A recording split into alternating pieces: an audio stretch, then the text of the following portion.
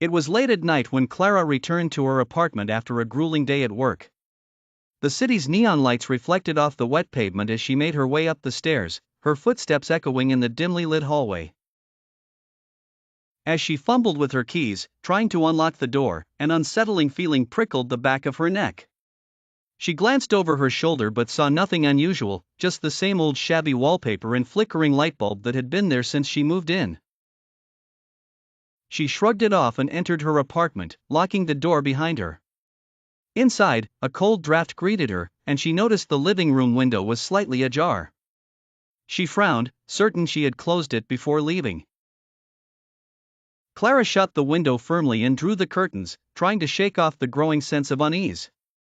She went to the bathroom to freshen up, splashing cold water on her face. When she looked up into the mirror, she saw a shadowy figure standing behind her. Her heart pounded in her chest as she spun around, only to find the bathroom empty. The hair on her arms stood on end. Determined to calm herself, she convinced herself it was just a trick of the light and went to the kitchen to make some tea. The kettle whistled, and she poured herself a cup, her hands still trembling. She decided to watch some TV to distract herself, but the feeling of being watched persisted. Every creak of the floorboards, every groan of the pipes, seemed amplified in the silence of the night. Finally, she couldn't take it anymore. She grabbed her phone and called her best friend, Hannah.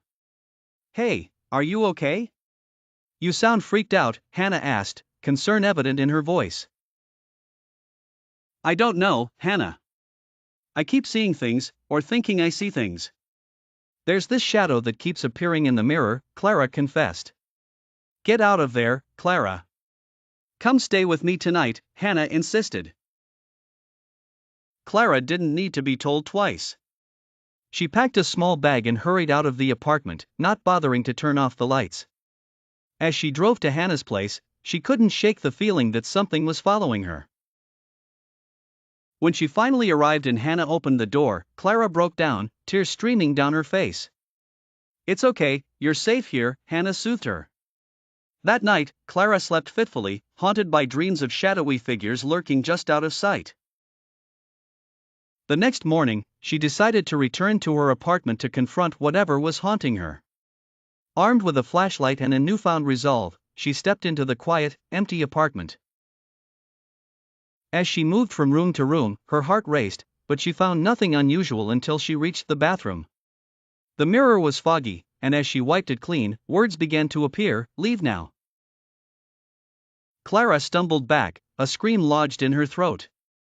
She ran from the apartment, vowing never to return. She moved in with Hannah temporarily, but the shadow in the mirror haunted her dreams, a relentless reminder of the terror she had left behind.